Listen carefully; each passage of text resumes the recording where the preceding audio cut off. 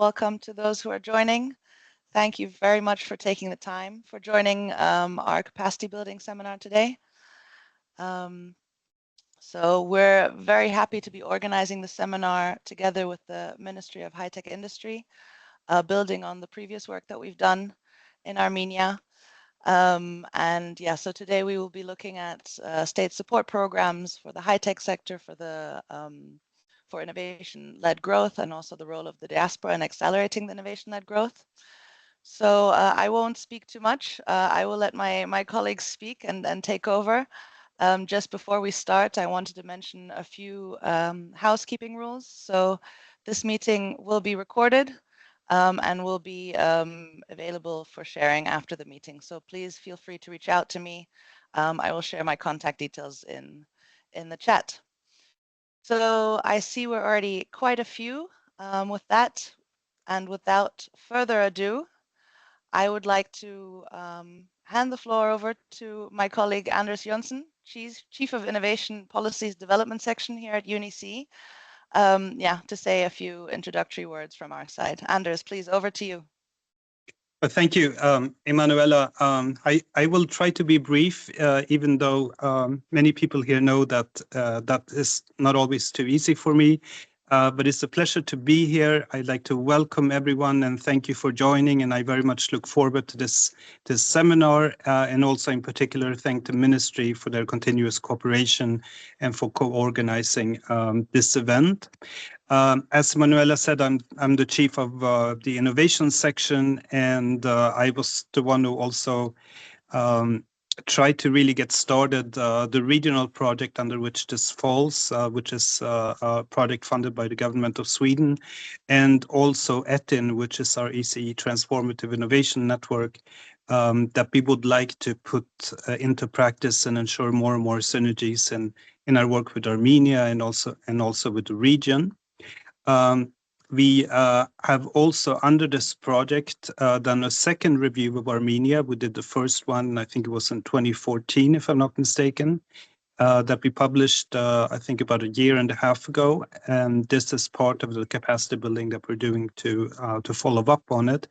And we also have a flagship publication that we call the Innovation Policy Outlook, which is an attempt at comparing and contrasting quantitatively and qualitatively the scope and quality of innovation governance across countries in the Eastern Partnership region, which is something that no one has actually, which is something that we see as quite a big gap when we discuss innovation. We talk a lot about technology, about the inputs, we talk a lot about measuring outputs, about patents, but we don't talk a lot about how good and how flexible is governance to be able to support and pave the way for innovation and encourage experimentation and learning.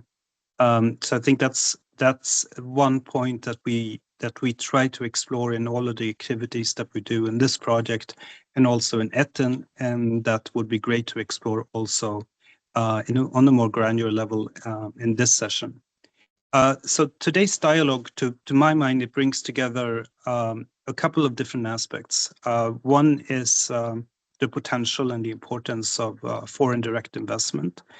Another is the role and the potential of the diaspora, as not only as investors, but with networks and skills and ideas and all of the potential that we've already seen being indicative of probably much more potential beyond what we have not seen, or the unseen, as the French philosopher Bastiat liked to distinguish between.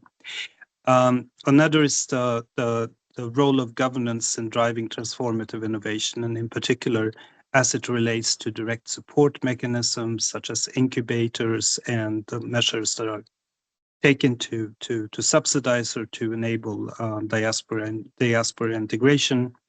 And this is a discussion in the overall context of the need for experimental governance and strategic learning, and exploring the potential for innovation that is most often unexpected, and that is probably well beyond what we consider and what we think about right now. So the search process is important, to try out many things, not only among entrepreneurs, but also among government initiatives at a small scale, to learn from what's working, from what's not working, to discuss at the operational level with other countries, including our ETIN members, and also in more developed economies, because we see the same issues and concerns coming up all over. And I think that's one of the reasons why ETIN seems to be working so well and has such potential. And that's what I very much look forward to. And I'm sure I will chime in now and then. But for now, I very much look forward to this discussion and thank the ministry and the speakers and everyone who's joining. Thank you very much, Anders. Now over to Mr. Gagik Badadyan, Head of the Market Development Department at the Ministry of High-Tech Industry in Armenia, who is our focal point. It's a pleasure to have you here, Gagik. Thank you very much for joining, and over to you. Thank you very much. Thank you for this meeting. I would like to tell that it's a very important meeting for all of us and for the ministry and for all the ecosystem of Armenia, because it's a great chance for us to showcase what we have done, what we are doing, and what we need to do. Of course, it's very important nowadays to have the state support in the ecosystem development processes. That's why our ministry is aiming and taking a lot of steps to do good things for the ecosystem, and that's why we are here to introduce our programs that we are right now doing. We are going to talk about the main programs that we are doing for the development of the technological ecosystem in the Republic of Armenia. We are going to be short, but the main characteristics will be shown here. And now we are in a very important process in the Armenia, because during the end of the year, we adopted the state support and tax privileges for the ecosystem development. So it will be very interesting for us to show what we have done and for what we are going on and moving forward.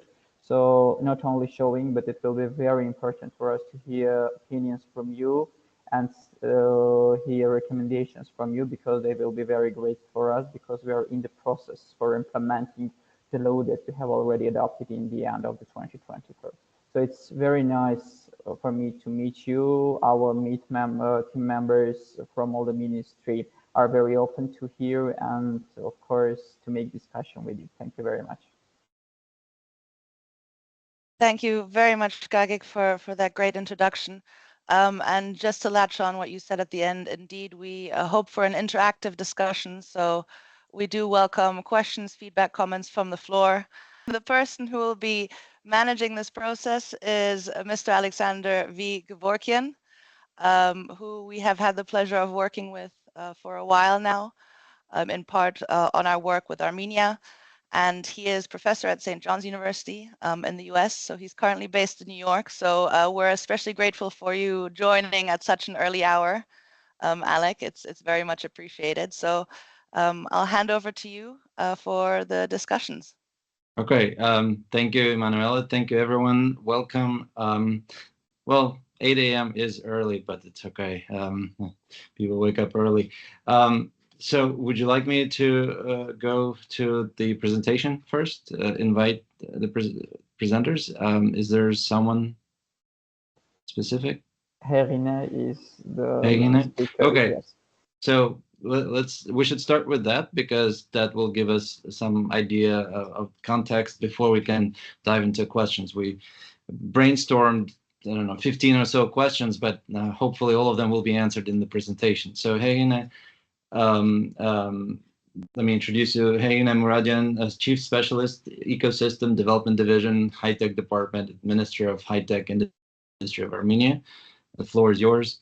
Remember to unmute.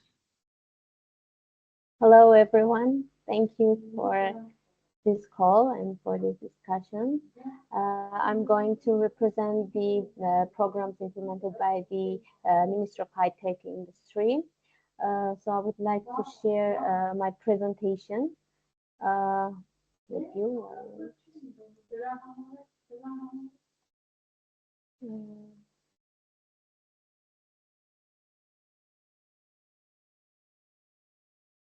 Do you see my screen? Yes, yeah, it's coming up. Yep. Okay, let's start.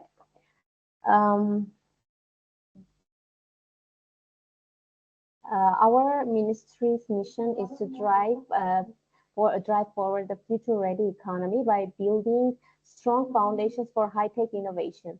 The ministry is focused on creating and reinforcing the right conditions for a balanced, sustainable growth across critical sectors from digitalization and cybersecurity to innovative technologies, communications, postal services, data, and space.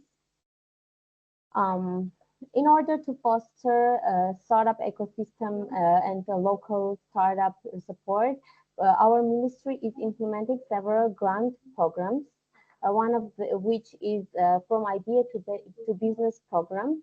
The idea of this program is to grant startups which are currently on idea stage. We are offering up to 40 companies up to 5 million Armenian dram grants, and they are going through incubation program to reach their goals and build their business. Another exciting program is acceleration program jointly implemented by with Plug and Play Renoved Accelerator. During this program, 20 Armenian startups are participating in 14 weeks of acceleration, and they're gaining individual mentorship. They're doing workshops with professionals arrived from different countries across the world. And the end of the program, our startups had exciting outcomes. Another program for our diaspora compatriots is Nerush program, which is a grant program, and it's offering a 6-day bootcamp for our participating startups. Diaspora Armenians can apply for this program, and we are covering their travel costs to Armenia and during these 6 days of bootcamp, and they are 6 of them are eligible to win grants, and they are participating at the acceleration program. Last year, we implemented the acceleration program with Plug and Play International Accelerator. Another program, which is Seven Startup Summit. This year, we are sponsoring and supporting this program. In the framework of this program, 250 startups have already participated, and from 40 countries. And this year, we are helping them to travel again and participate in this exciting program, which will be implemented in July. Next is capacity building, which is a higher education institution and private sector cooperation program. Within this program, we are planning to implement 3 hackathons, student cybersecurity and robotics hackathons. Another mass training program is the program is offering training courses. Upon completing these courses, up to 700 participants from 7 regions of Armenia will gain the knowledge in programming disciplines, software design, machine learning models, and the characteristics of modern technologies.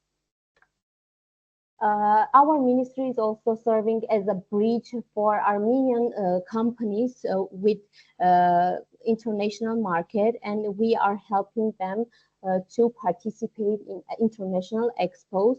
Our ministry is participating with Joint Pavilion, and we are representing our ministry and the successful startups of our country. We have already participating in 21 exhibitions in 11 countries and representing about 223 companies. These are the expos we have participating, and this year we have already participated at MWC Expo, and we are also planning to participate at Diva Technology Expo and GITEX Global. Here you can see our pavilions. These are Armenia pavilions. We are also actively participating at local expos and events and summits. You can see some of them. Another exciting project is Engineering City, which is a public and private partnership between the government of Armenia and a consortium of private companies.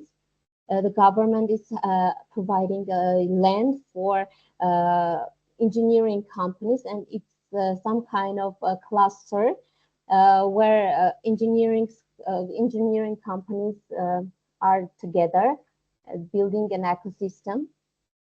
They have good conditions to create a modern and effective infrastructure. Here you can see the vectors. And of course, finally, our main goal is to support our local high-tech companies by creating good conditions and providing tax incentives for them. This year, we have a new legislation for our high-tech companies.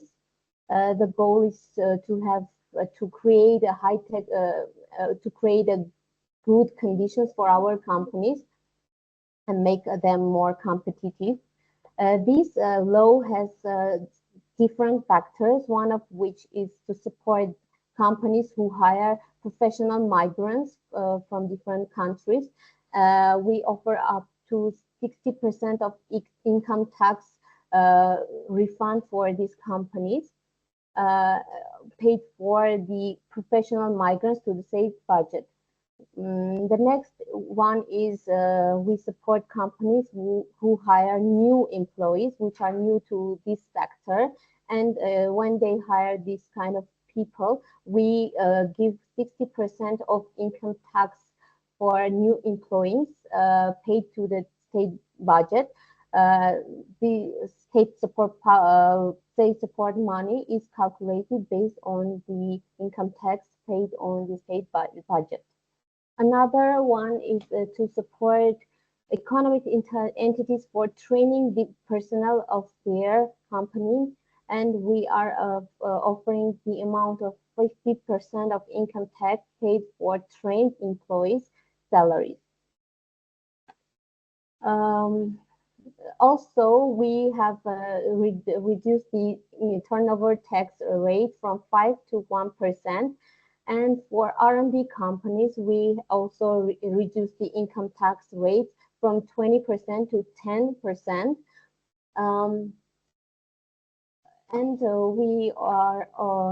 We have established the activities liable for state support. These are the codes under which we define the high-tech sector activities. And for foreign citizens, we allow them to join the bonded pension system on voluntary basis if they want. Applications are going to be accepted by a digital platform, and it will be easier way for companies to apply and get their state support money.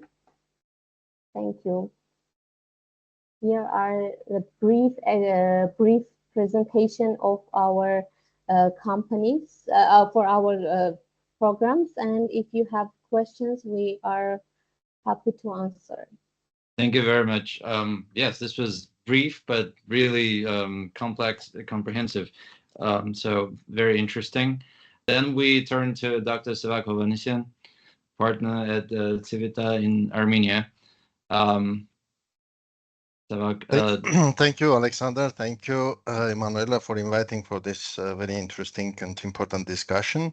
So let me briefly introduce myself. So I'm partner at Civita, Armenia. Civita is a management consulting company operating in more than 20 countries with more than 600 employees. I work actually since 2006 at the company, which was previously EV Consulting, which was merged with Civita in 2021. So I have, let's say, very broad experience working with the high-tech sector, starting with our economic model, which we developed to forecast development of IT sector back in 2007. And now we have forecasted 10 years development of the sector. And I was trying to compare our estimates with the reality. And in some cases, we found that we were very close in our estimates with the reality. We pictured 3 scenarios of the development, and yeah, so we see that we made some strategic decisions, and based on the strategic decisions, the sector development has special pathway of development. And actually, Helena presented the law on high tech, and I was also heavily engaged in this process and project we are part of. Armenia Workforce Development Activity financed by USAID supported the ministry with the development of high tech law, which is, I would say, another new development in approaching sector development, because previous law was dealing with the sector without any targeting any growth areas. So now we see that the instruments which provides this new law is targeting the growth areas, new employees, R&D, product development, training, reskilling, upskilling of the personnel. So now I would say the state support, the funding of state programs are directed to facilitate the growth or trigger the growth factors of the sector. Generally, I haven't prepared any specific presentation, but I would like to highlight several issues for high-tech sector growth. So we were also engaged in development of innovation strategy of Armenia back in 2018 with the support of GIZ, where we have identified 3, we called it pathways of the innovation in Armenia. One is focusing on creating center of excellence in disruptive technologies or innovation, which is focusing to create in niche technologies excellent centers of excellence in research, in high-tech startup creation, engaging multinationals who are specialized in this field, creating new clusters of innovation in Armenia. Actually, we have already in specific areas already some I would even say world-class level clusters, like in microelectronics, in design, how it is the electronic design automation, having all major global players also present in Armenia with R&D departments. The second pathway is innovation in, let's say, traditional sectors. So transformation of traditional sectors by using new technologies, especially digital technologies, to improve their operations, and also using these platforms for for improving the productivity, doing some incremental adaptive innovation. And third is more broad, we call it societal or open innovation, where we open this innovation for all participants or in the ecosystem, for universities, research organizations, NGOs, group of experts, to generate new ideas, new innovations, which are targeting societal challenges like environment, like human development, health, etc. So actually, we have quite dynamic growth of high-tech sector in Armenia. So it was fastest growing sector during last 5 years. But we see also acceleration of this growth after the influx of the Russian reloccants from Russia and other countries affected with Ukrainian war. So this almost doubled the turnover of the sector, and also it helped to bring new global players to Armenia, like NVIDIA, which created office in Armenia. But again, we need this was forced relocation of these companies and high-tech personnel, but many of them already left the country because we couldn't offer good environment or living conditions for them. We did for the new high-tech law, we did very interesting study, and we compared living costs in Armenia and possible relocation destinations for from the IT companies from Russia and Belarus. And we find out that Armenia is one of the expensive locations to live. Actually, we see also a huge increase of rental prices for office spaces. I can say in case of our company, we have the most expensive office space among Civita locations in Eastern Europe. These are some factors which are affecting this outflow of relocated companies. I think we need to have more systemic approach to keep them because they create value here. They nurture the ecosystem, and every high-tech job is also creating additional 5 to 6 jobs in adjacent sectors, and so it is really important asset for Armenia to keep these companies in Armenia. And the second thing I would like to highlight here that in our high-tech, so we need to define the high-tech sector. We worked with the Ministry of High-Tech to try define high-tech sector. Now we have identified these codes, UNECE codes for economic activity, and try to define to identify high-tech companies by the UNECE codes. But we have a lot of challenges, but because a lot of companies don't fill in these tax reports correctly, and we can see that a lot of companies which are not doing high-tech activity appear in the list of high-tech companies if we look just the UNECE code. And also another point that high-tech sector is functioning a bit isolated from the rest of economy. We don't see this collaboration, spillover effect from high-tech sector to rest of economy. Here, one of the tools or initiatives could be creating this digital innovation hubs where you can create dialogue platform, networking, experience sharing, knowledge generating platform to transfer this knowledge or instruments, tools from the high-tech sector to other traditional sectors, which is now trending in most of European countries. Okay.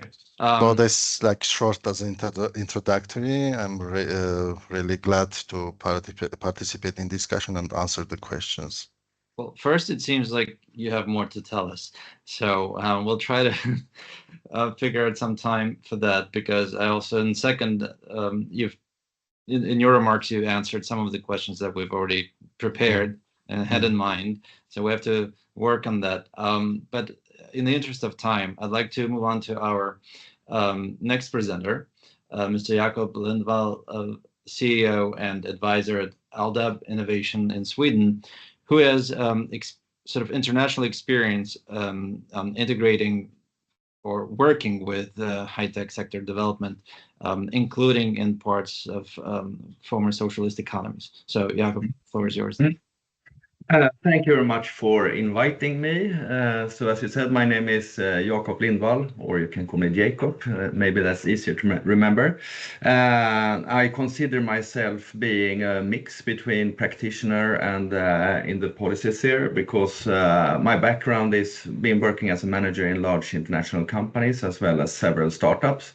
But during the last 15 years or something, I've been working as first a manager of Science, Technology and Innovation Park in Sweden, but also as a consultant, mainly in Sweden, Europe and Eastern Europe, conducting maybe 100 peer learning sessions with different kind of science, technology or innovation parks, including incubators, accelerators. So I've seen a lot, but that also means that I consider myself being on a continuous learning curve, because there are no obvious truths here. We really need to experiment and learn from each other to evolve. So that's my core. Let's say that's my way of working and also interpreting the world and what I'm learning. That's also why I'm so keen on being in ETIN.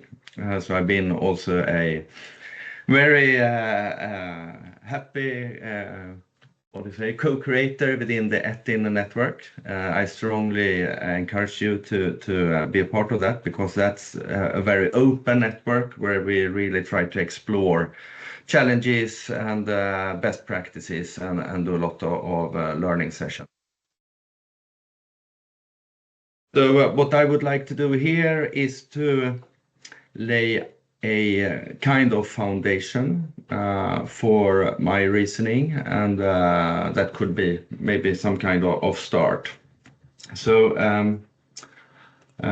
first, before I have two slides, but before I share them, I just wanted to emphasize, when I read all the extensive documentation and the very, very good work that you have been doing in Armenia and also together with UNECE, I clearly can see, as you said, Sevak, and as I also heard in the beginning, that what you have done within the high-tech industry is extremely impressive, really, really impressive, and a very, very good start. And it's like to be considered, in my world, as an embryo to really spread the knowledge you gain, both in how you support that kind of industry, but also, as you said, Sevak, how to spread technology into other sectors. So you can regard the high-tech sector as a vertical, but you can also regard the high-tech sector as a horizontal.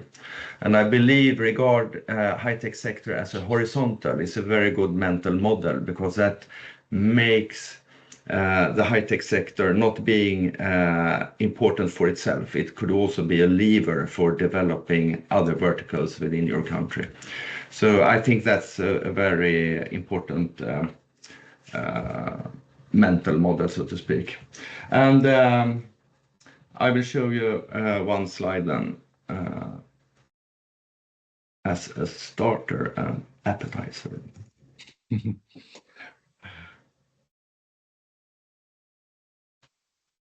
You are not considered to see the whole slide at once. It's fine. It's made of pop-ups, you know. So what we have been talking a lot about within ETIN, and also a lot of research and what do you say, kind of praxis that has developed over time, especially when it comes to high-tech startups, is that the business journey is consisting of several different phases, you can say. And of course, this is theoretically representation of reality, so it's not, of course, linear. It's very much back and forth. And the process of forming a scale-up company is, of course, an iterative journey with a lot of different, what do you say? You go from different phases, but not in a linear way. So in this seemingly linear way, it's a lot of pivoting, of course. But basically, you can say that there are actually some 5 distinct phases, and they are distinct because they you need to have different skills to go through it. And of course, first of all, it starts with formation. And formation, this is humans, people with skills, but also people with ideas, and hopefully they have seen real world problem that they want to solve. So people making the formation are to be considered as entrepreneurs, or maybe they have entrepreneurial skills, but they don't know it yet. So one important step if you want to promote growth of startups is, of course, to enable a culture, an entrepreneurial culture with skills, but also with trust and with with motivation to actually start your own company. So formation is the first step, and that could be promoted in many different ways. Sevak mentioned a few of them, but you can work with ideation and hackathons and a lot of different things to be able to drive willing for entrepreneurs to form a startup, so to speak. The problem solution fit is maybe the most important step of them all, because you can have a lot of ideas, but you may not be sure that you are solving a real world problem. So when you work with problem solution fit, access to real world problem holders is very, very important, which means that here comes customers, public sector, and so on. They are playing a very important role here as being problem holders. So successful startups, they really solve real world problems. So if we want to promote new companies that succeed, we also must give them the opportunity to solve real world problem and talk to problem owners, so to speak. Next step is what's called product market fit, which means that we are taking our solution, trying to make a product out of it, and finding potential market. And this one is also even more extrovert, I would like to say. This is where you work a lot with, for example, you can work with business model canvas or similar to see that you really got a value proposition that makes sense and that customers are willing to pay for. And a step that has been proven to be extremely important is to work to make sure that your internal processes in your startup company really is efficient enough to be able to scale, that your sales process is effective, that your product is prepared for scaling. So working with efficiency is extremely important step that is very often overlooked. So when you look at companies who don't manage to scale, very often it is because they are not efficient enough. They might have a very good product that solves a real world problem, but they are not able to scale because they are not working efficient enough. Here, of course, it's really important also that Armenia in itself is kind of small market, which means that efficiency in this kind of in this context also means to build up channels to the world. And then last but not least, scaling. And this is a very tiny bit on this funnel because it's not all companies that scale, and maybe most of the companies should not scale. But nevertheless, when you come into this phase, the aim is to scale much faster with your income, so to speak, than your cost. So it's very important that you have an efficiency in your company so you can scale accordingly. And of course, this is something that we want to support. And what we need is resources, of course. We need competence, we need capital, we need an innovation infrastructure, especially for startups where infrastructure could be very expensive, computer power and so on. And we need channels to customers to be able to, as early as possible, understand the real world needs for the customers. And we need the customers, of course, and we need to build up partner value networks. The thing here is that very often we work very fragmented with supporting those kind of resources to startups and potential scale-ups. So what we need to do is to build up ecosystems that really can create a lever on the resources and the potential we have among startups. So that's why the view of the innovation ecosystem is so important. And here, of course, we see this is not new, of course, but we need access to talent, we need access to capital, we need access to knowledge in different forms from different type of institutions. We need access to corporates that could help verify real needs. They can be partners in development. They can be effective channels to reach out. We need access to markets and, of course, a support system. The thing is that the innovation ecosystem in itself is living actually on connectedness, and we many times we actually forget that it is the connectedness between those kind of entities that creates the real value. So I believe that working with innovation ecosystems also need that we work a lot with intermediaries that actually have the ability to connect all those actors and all those resources and create a culture of trust, a culture of daring to experiment, a culture of mutual learning, and also a culture of actually collectively prioritize and coordinate resources needed. And from a government perspective, it's also, of course, really, really important to have a clear strategic direction where you want to go within your country, with the development of your industries. So with a clear direction, when you build up your innovation ecosystem, you also can create a foundation to create more output from your investments.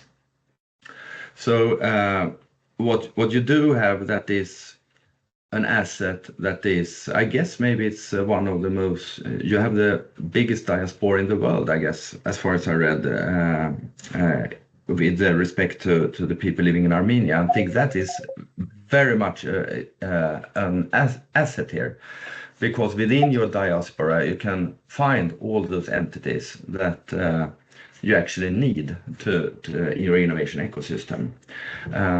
So that is one very, very powerful thing. And the next one is, you mentioned FDI, and FDI is also a very interesting factor here. I've been working quite a lot with different aspects of FDI, and recent years, my view of it has changed a little bit. So it's not only about creating new jobs and bring foreign capital into your country. It's also actually a mean to build up, fill the gaps in your innovation ecosystem. So when you look at your innovation ecosystem and see gaps, those gaps could sometimes actually be filled by foreign direct investments, especially when it comes to corporates and when it comes to different kind of capitals. And I've also seen several examples, and I guess you actually have seen them, examples yourselves, of, for example, startups moving from abroad to your innovation ecosystem to take part, to build up their company in your ecosystem. And they are also, of course, foreign direct investments that in the best case also could scale and give a substantial contribution to your economy.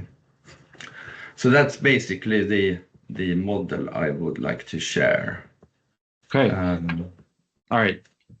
Thank you very much. This is very educational and helpful for everyone. I'd like to remind the audience we still have some time, quite a bit of time.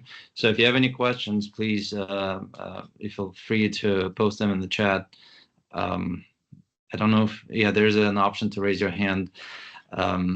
Going in between different platforms, you have to always relearn the options. So, and we'll get to that. But we have already quite substantial material to work with, and I'm tempted to jump into a presentation, which I didn't really intend to, but in any case, reflecting in general at first, and then I will turn to questions on the conversations and the comments that have been made. As a macroeconomist, I have to view the development of high-tech sector in Armenia or any other country for that matter, as part of an integral sort of sector of the rest of the economy, right? So, and as someone who specializes in post-socialist economic development, even more so, I'm sort of tempted to compare examples and the outcomes of Armenia with its peers. And to me, that would be, for example, Georgia, Moldova, small countries, and limited in various different resources, but abundant in terms of human capital, at least its potential. And what is interesting is that if we look at the data on Armenia and Georgia, we find that the IT sector is the one where the wages are the highest of all the sectors, but employment is, if not the lowest, but one of the lowest. It's below 5-7%, depending on which data we look at. I have data from the statistical agencies of Armenia and Georgia. And that, to me, creates some sort of throws things off balance in the macroeconomy, and especially considering the geography of the countries, and not necessarily the sort of the neighboring external factors, but the actual size of those countries. And what is also very common, and we see across emerging markets and developing economies, and it's the concentration of economic activity in the capital cities. Again, I have a graph for everything that I'm saying, but just to keep things rolling, I'm trying to not to jump into the professor role and start showing you pictures. So let me try to speak through this with words, but if needed, graphs are available. And one interesting graph is the one that I have is on that concentration of economic activity in one city, in the capital city. So for Armenia, Yerevan, in Georgia, it's Tbilisi. That, I think, is something to keep in mind.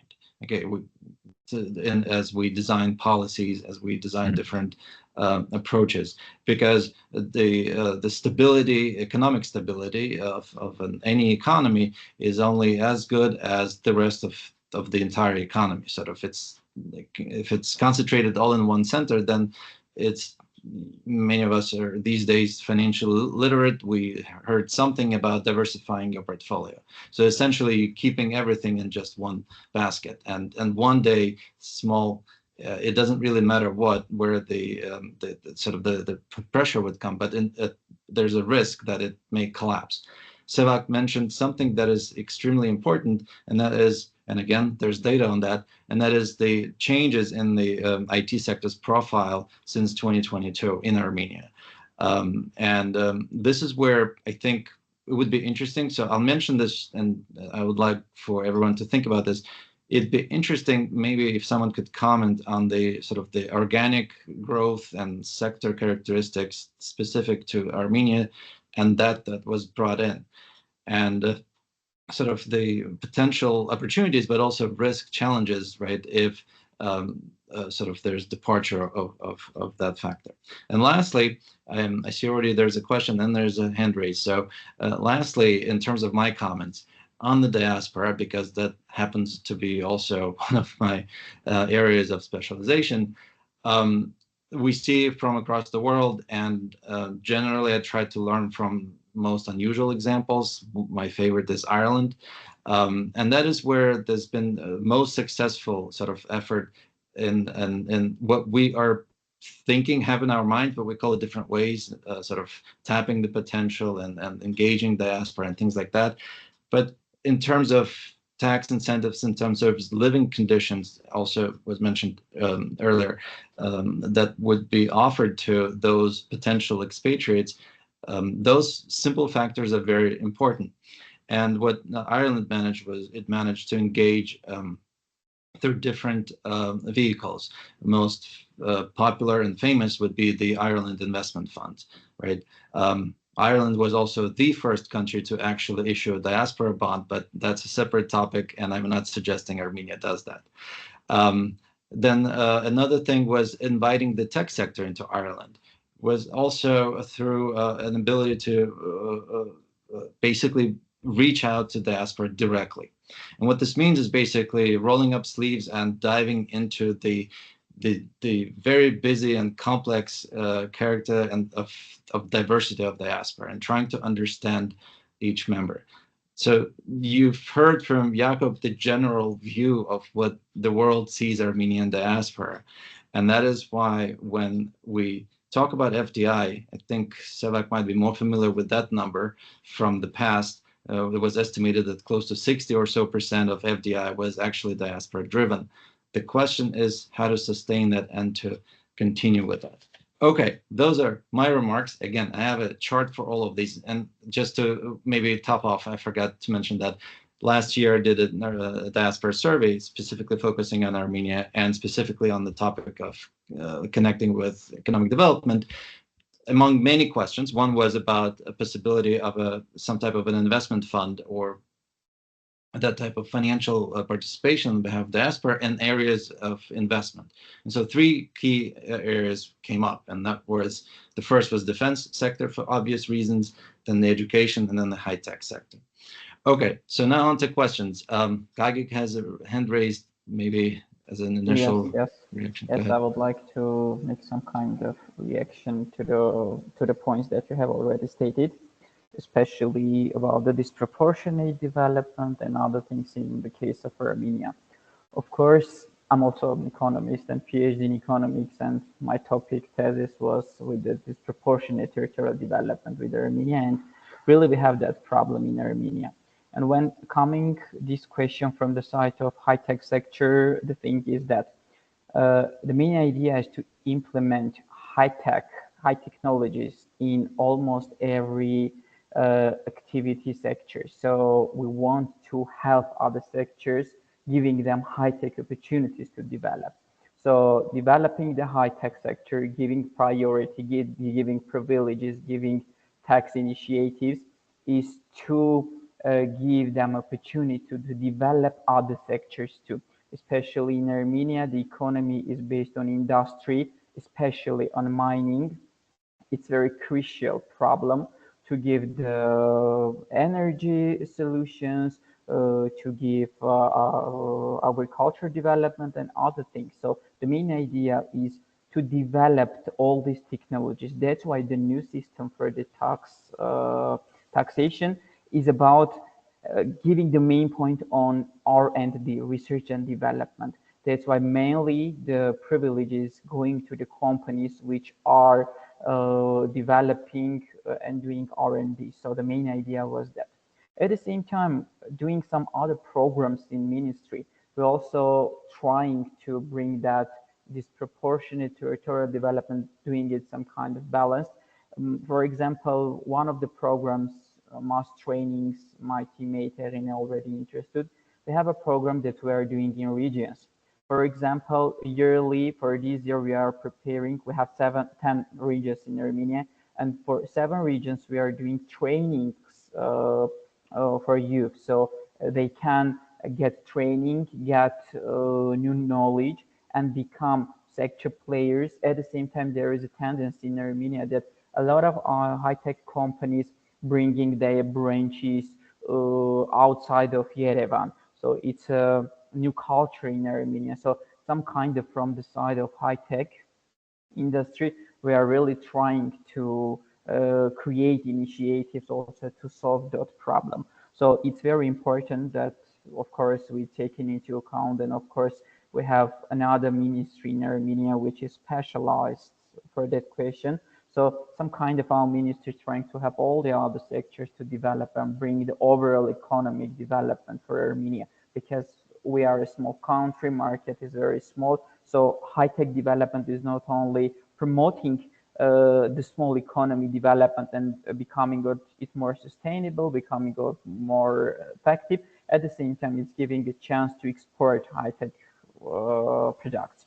So at the same time, I would like also give a reaction to one of the points that Sevak stated about keeping that reallocated businesses in Armenia is also a very important thing and so on. So we are also trying to do some things for that thing. So one of the tax initiatives was for that reason. For example, if you are bringing migrants from outside, you have professionals there. Okay, you bring them and you are going to take back 60% of your income tax for that employee. So it's a very good thing. At the same time, having the statistics, I could really say during the programs, for example, from idea to business, you can even watch it. It's a TV show. We have even a relocated company that won a grant in Armenia. So we are trying to create also for this experience import to Armenia too. So of course it's very important thing. So we want to keep a point on that thing. So, and at the same time, I would like to talk one more important thing in this context is the strategy that it's very essential for this sector to have. So as we have also a teammate for this topic, Lucine is also connected to this meeting. I would like to give some points also to her to talk about the strategy, the importance of it, what we are planning to do for this thing. So Lucine, I would like to introduce, and I guess that introduction will be helpful, and I guess we'll cover a lot of questions too. I guess it's needed for right now. Thank you. Yep, thank you. Thank you very much, Gagik, and I just want to second to all of the presenters today because you all raised very important issues. And of course, Armenia has a good potential for development of high-tech sector, but some policies or some initiatives, if not a good, robust strategy in place, could be all over the place that do not bring the results that we want to achieve. That is why currently high-tech ministry is engaged in development of new high-tech strategy, high-tech development strategic program. Actually, we are a bit late because we were going to have this strategic paper this year. However, something hindered our processes, but we try to have the draft already circulated and discussed with all the stakeholders by the end of this year or in January. Actually, it is going to be a very important piece of document, and I really hope so that the document can connect with other sectoral strategic papers, because high-tech sector within itself cannot solve all the issues. We talked about the regional development, infrastructure, and all those issues should be interconnected with different sectoral strategic papers. However, all these issues are actually well known for the policymakers, and we'll try to have as broad stakeholder engagement in this process as possible. And the good thing is that I think that the Armenian government already realizes the importance of having a policy as a whole and also making it not very like volatile, have some sustainability in policy matters and also tax regimes or tax initiatives. And that is why this new piece of legislation, this new high-tech support law, is offering the assistance until 2031, so the companies can rely on this assistance programs at least till 2031. And then it also solves another big issue that Sarak also talked about. It's unreliability of the statistical data in Armenia, which does not give a good starting point for good policy analysis. So all these programs we are hoping to implement through electronic systems that will give a very reliable data on the companies that will apply. And we hope that every company will choose one of the incentives or assistance programs to apply. It also solves one of the big issues. It's a coding issues. We talked about that some companies just coded their activities in different codes. So this policy gives us opportunity to clear this data. And also, I wanted to mention that the development of high-tech sector is important in terms of offering some products and solutions to the subject to the firms, companies throughout the economy, because we know that Armenian productivity is not very high. So it could be solved through digitization and through advanced technologies invested in other sectors. So one of the issues is to have the product of high-tech sector and then implement it in different sectors. So I hope that our strategy will give also some actions and initiatives that will support this step, which will raise overall productivity in Armenian economy, and also probably product complexity index will rise too. And again, that there's one of the questions about Armenian universities involved in a process, and as also, Gagik also mentioned that this R&D assistant program is also a good tool to engage also universities and academy and have more engagement in collaboration with different initiatives of R&D programs. This project is starting right now. The application portal is open starting 1st of April this year, and the companies still are formulating their programs to apply for R&D projects. So it is also very interesting to see what we will have. And again, one of the KPIs, say, for Armenia is to have better R&D results and commercialization in this sector. So I think that we are quite ambitious. I don't know how much we can achieve, but yeah, probably with collaboration with our partners and the good talent in Armenia and diaspora, will have some really good results in the near future. Okay, sounds interesting. Thank you. And thanks for catching one of the questions. But James, did you want to maybe expand on your question from your experience? No, I think Lucine gave a kind of good answer to it, that there is a program. And by the way, sorry, I'm James Kinsley. I at the same university as Alec. Actually, my background is management consulting, but came to the university kind of later in my career.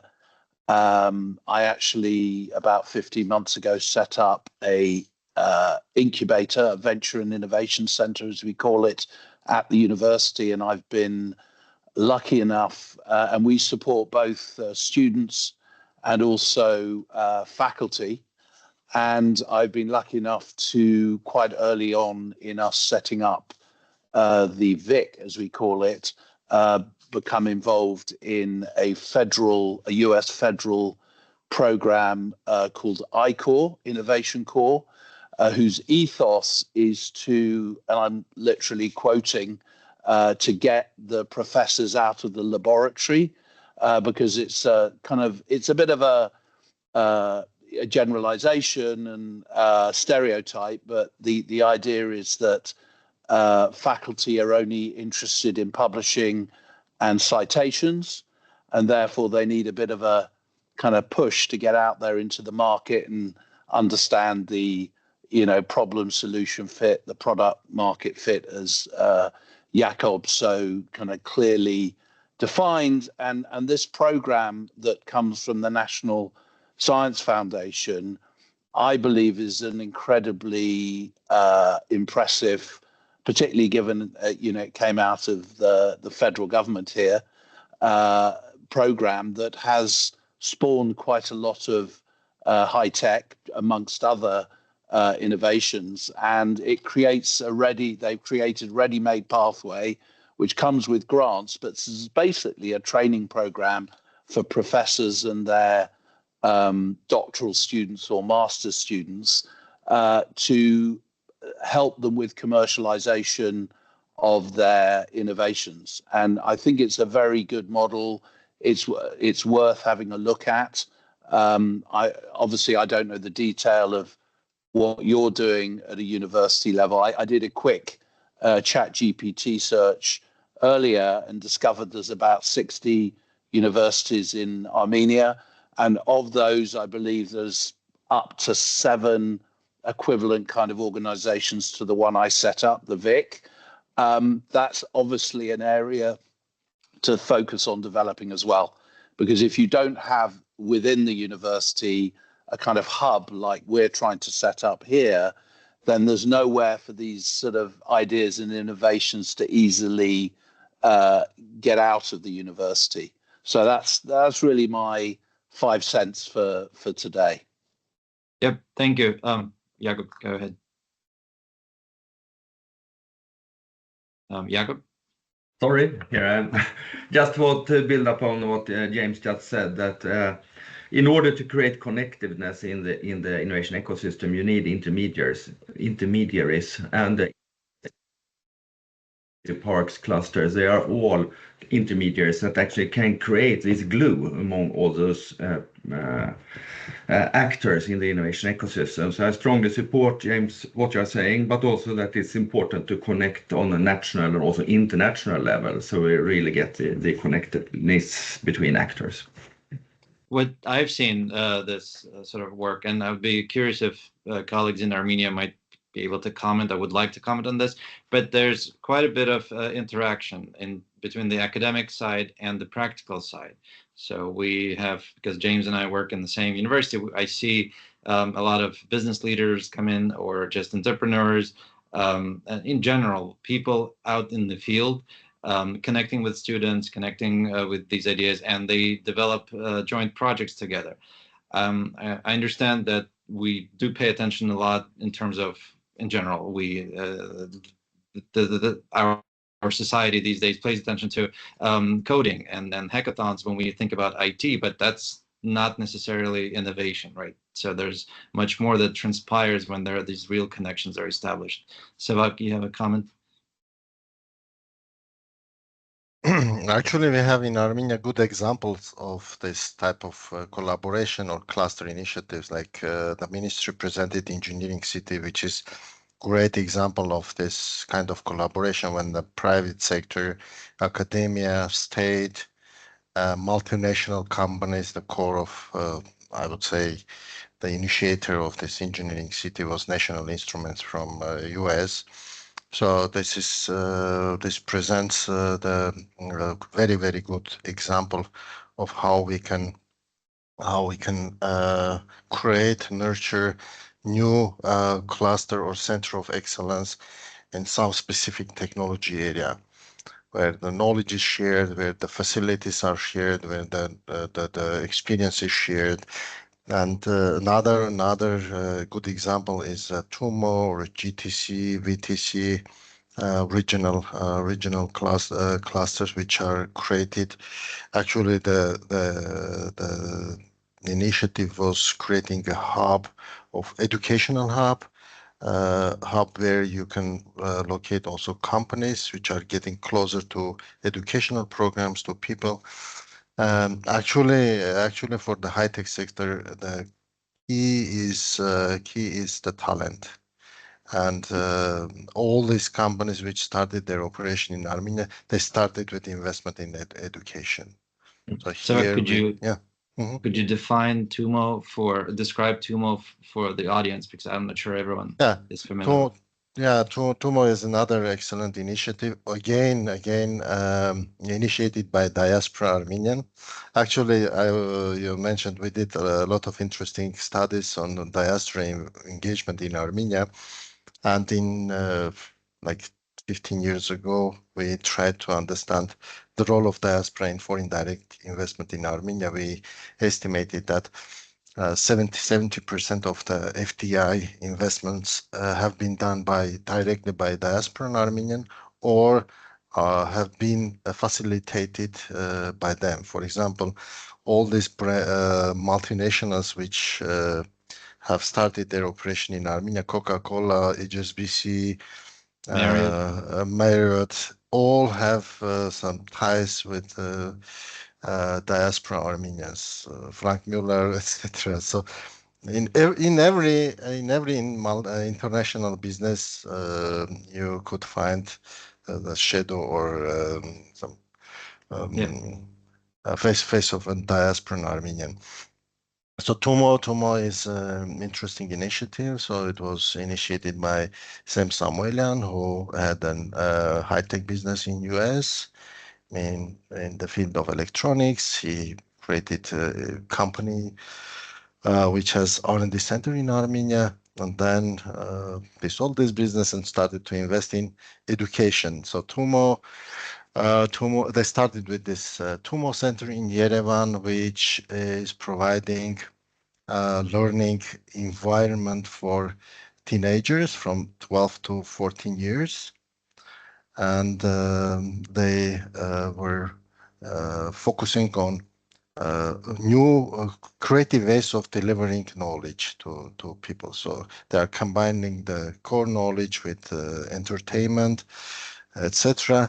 But the Tumo Center is designed in a way that you have companies there, we have educational programs, etc., which create some ecosystem where you see going as a child, 12-year child, you can see your future on the 4th floor, which is Pixart, which is first Armenian unicorn company originated from Armenia fully. Yep. And now Tumo is a brand of its own, globally, spreading globally. Yeah. If I may ask, unless we have urgent comments in response, we have a couple of questions in chat. Maybe we could turn to them. The sort of going in the order received. Harrod's question is very interesting. Has anyone done any comparative analysis, I would say, on recent or planned incentives around countries in the region? There's incentives in Georgia and so on. Could anyone comment on this? Has anyone considered how, sort of from a competitive standpoint of view? Actually, we did, if I may answer this question. We did this comparison in the frame of this new initiative of high-tech law, and we compared tax rates.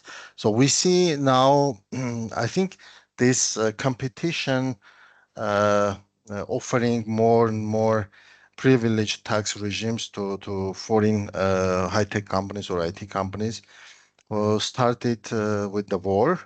So all these countries saw the opportunity to relocate IT businesses from Russia, Belarus to their countries, and they started to offer a lot of tax incentives, starting from reduced income tax, zero profit tax, providing subsidized offices, etc., etc.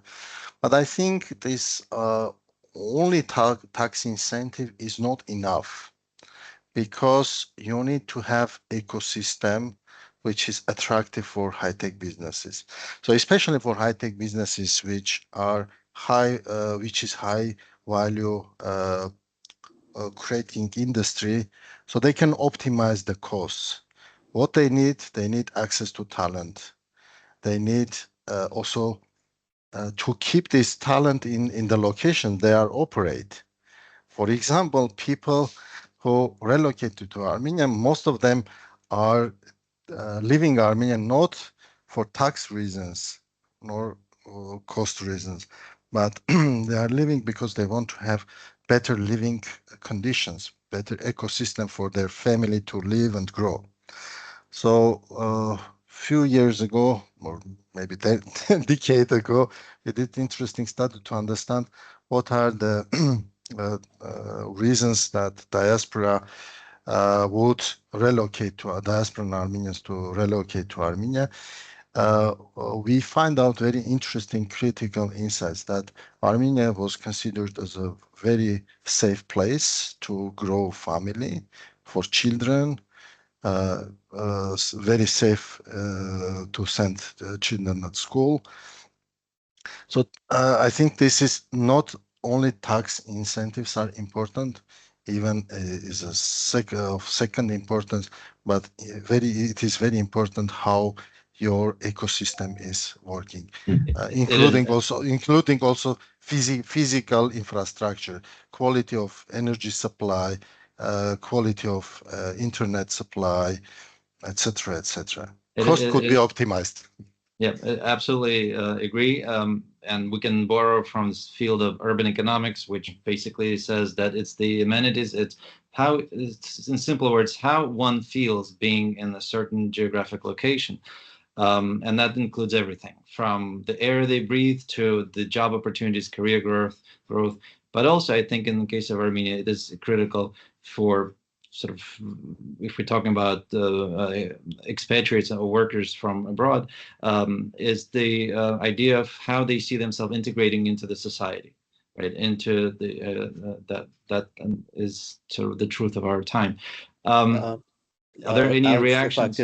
If I could ask, I mean, this is Harut Topsakalyan. So I've done some angel investing in some of the startups in Armenia and have worked there. And I was recently in Armenia, and I spoke with a few people that work in venture capital as well as the startups. And although it's anecdotal, for example, the recent situation where a lot of Russians migrated to Armenia, it was a flood a few, as little as a few months ago.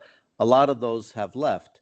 And when I was asking why did so many leave, the issue of expense came up, and for many of the Russians, they found that Yerevan was very expensive, especially for real estate and for office space. And some of the people I spoke with were a little upset that the government did not take some initiatives to manage that, so that some of the more abusive behavior was not controlled. And one could say, well, let the market handle it. That's the market price of real estate. But I'd say that when there are strategic factors involved, and it's considered to be in the interest to keep some of these companies in the country, I think the government could have a stronger hand in trying to prevent some of the abuses. And it could be either that, or it could also be the lack of type A quality real estate for office space. That might be an issue as well, where even if you want to have, if you have 400 people that you want to relocate to Armenia and you want to be in downtown Yerevan, there's a problem of not finding the right type of office space in Yerevan. And that's another issue where, again, I know there are some techno parks being built, but it's a matter of time that is required. But the incentives have to be placed for that as well. That's another area where the government can have incentives to make it attractive for developers to develop those kind of properties, so that top corporations can maintain a presence in Yerevan. Great.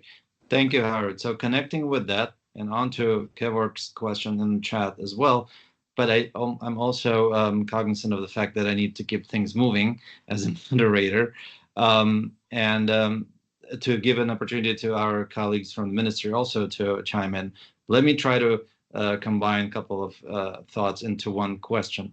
So first, from Kevork's point, Kevork Shrimyan's point there's a over-concentration, which we all have admitted, and he brings up an example of Santa Clara County in California with 2 million, well, about 1 million labor force and only 15% in tech, and per capita of 95,000. And he's asking if we should be concerned of Armenia turning into sort of that example.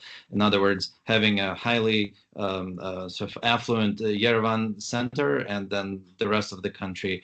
And again, there's a graph for that as well, with significantly lower wages. So that connects with the high-tech sector, because it's the employment in the high-tech sector that drives significant portion of inflation, right? But in the interest of time, moving on, so if you could answer that, but also moving on to the next couple of questions that we have that we're curious about, and that is what you've mentioned. I don't remember who, but someone mentioned the idea of actually integrating and supporting the rest of the economy. And then Jakob mentioned the horizontal and vertical levers. So horizontal, which pushes sort of the rest of the economy. Lucine, I think, talked about the strategic paper and reviewing the sort of the strategy of things. So in that context, number one, have you considered any type of, well, has Armenia considered any type of benchmark standards or some type of other performance metrics in the decision of making tax incentives of whatever type or any subsidies? That's one. And the second big question is the priorities in terms of growth and sort of future vision of sector development. So that's those are two general questions from the organizing team. And if anyone would like to tackle them, please. So I just did a very quick analysis. I love using AI, and I just went and I said, you know, please do a comparison of current and planned tax incentives for the region, and I specifically mentioned Armenia, Georgia, Azerbaijan, and I tossed in Turkey as well. And I got a very nice chart, which is very difficult. I don't know how to put it up here, but all I'm saying is that if you do that exercise alone, you will see that, for example, Georgia and Azerbaijan too are being very aggressive in providing some incentives. Now, we could be very happy that we have a more advanced technosphere and environment at the moment, but I think it's important to note that the neighbors are not resting and are not sitting. Thank you. I'd like to give floor to Gagik. So just to remind you, the two big questions we have is, number one, in terms of tax incentives, are they just provided with no review, or is there some sort of a benchmark in terms of quality of output, the type of output, because that then shapes the sector development and the future of it. Thank you. Thank you very much for the questions. First of all, I would like to tell you that, of course, for all these initiatives and all these things, we have done experience assessment. So it's very important for us, and we have tried to understand in what countries, what kind of policies they are doing, what kind of initiatives do they have. So we have done research, and of course we are doing research on daily basis. So we are trying up to date to understand what other changes do we have in other countries, especially when we are talking about the countries from the region. At the same time, it's very important to point out that it's not only about the comparison of percentages of taxes in these countries. There are a lot of things that we are also taking into account. Before these initiatives, we had another law that gave privileges to the sector, but there wasn't any direction that we wanted to point out. It was overall, so it doesn't have any direction to develop. For this time, we have developed a law which is aiming especially on R&D. So the main idea and main initiatives are for this sector. And at the same time, I would like to point out that it's not only about the taxes. There is also a very important thing about the business environment. How easy it is to do a business in that country. So when we are just comparing percentages of taxes in different countries, it's very important to understand what other processes look like in that countries. It's very important to point out in Armenia, it is very easy to start a business. There are a lot of dimensions, there are a lot of indicators showing that in Armenia, opportunities are a lot. So it's very important to see all these things in a system.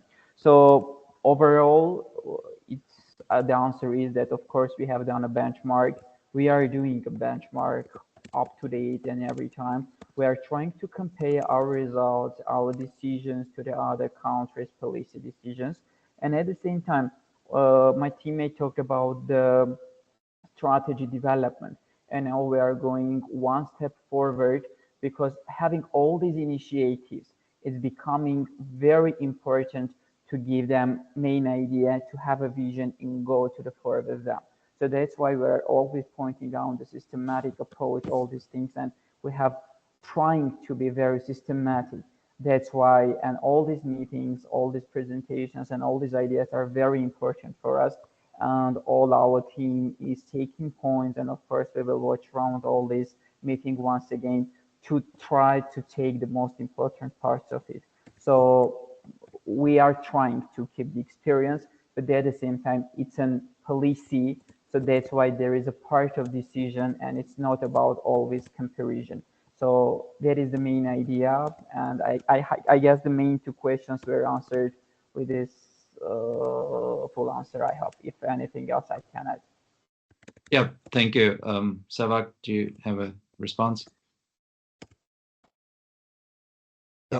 Actually, with this new law, new incentive system, we tried to make this more targeted, the assistance, state assistance to companies. So again, as I said, it's promoting new employment, investment in upskilling, reskilling, or capacity development of the staff, R&D, and plus also to attract also foreign labor, so specialists from abroad, or to keep them to stay in Armenia through providing more tax incentives.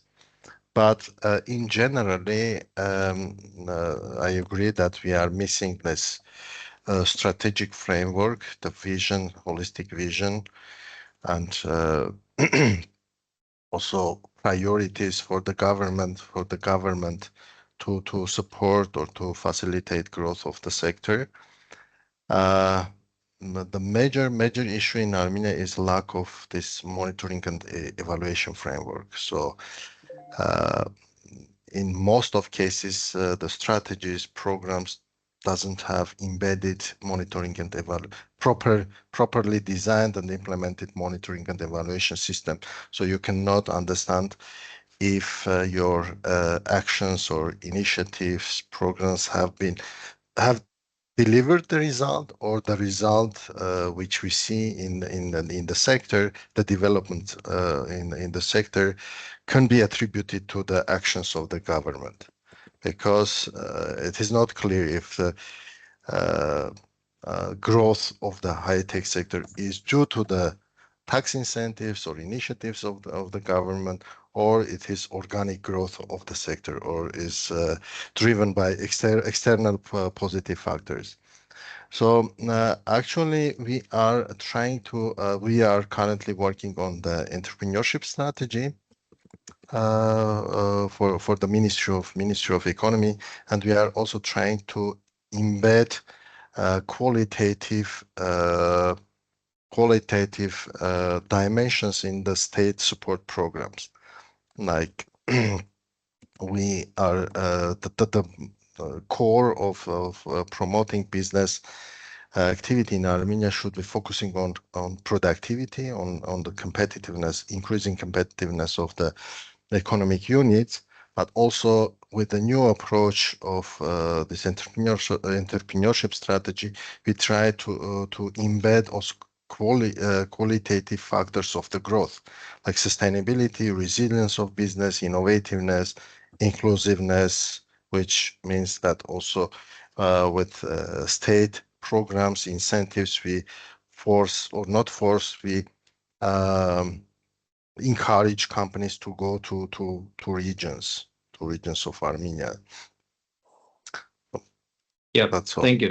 And on that last point, there's actually a comment from Anders, who unfortunately had to leave, but he is always an inspiration in terms of what he can contribute to the discussion.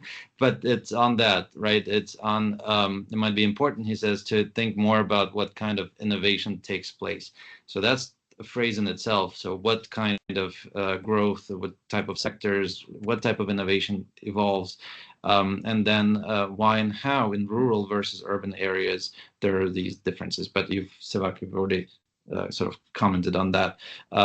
It is good to hear that there's work that's being done, but there are also plans for more work to be done.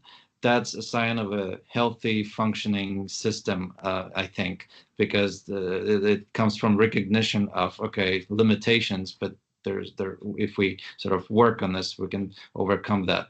And I'm sure you're familiar with a recent World Bank report, which found the very low digital technology adoption across firms in Armenia. And I think that might be one of the key factors. So, Emanuela, do we take more questions? Or? Yes, unfortunately, we're reaching the time, and I'm not quite sure if everyone can stay on. But if you're interested, maybe we can take one more question from the floor. If those who can stay, Gagik, I'm looking at you now. Is it possible from your end, or do you? I guess more 5-10 minutes will be okay if there is a question. I think we have one question, right? Is it Tatavik? Actually, I do not have any question, but I would like to comment on Sebak's comment regarding the tax incentives. He mentioned that we do not have any kind of assessment whether the growth of the sector is based on public incentives or it's like a natural growth. Actually, I can insist that tax incentives provided by the government plays this crucial role because lots of companies commented on this. If they were not provided those incentives, so they were to be closed. So we can insist that public tax incentives played a very crucial role in developing the sector. And this is just a small comment. And coming to the regional cooperation, you have spoken about cooperation between Georgia, Azerbaijan, and Armenia. Actually, my colleagues did not mention that with Azerbaijan we do not have any kind of cooperation, but with Georgia, last year we tried hard, and it's a continuous process. So we try to cooperate in every sector of the economy, but in the sector of high tech, we have also had different types of projects. So one of my colleagues mentioned about public, like local expos together with their startups.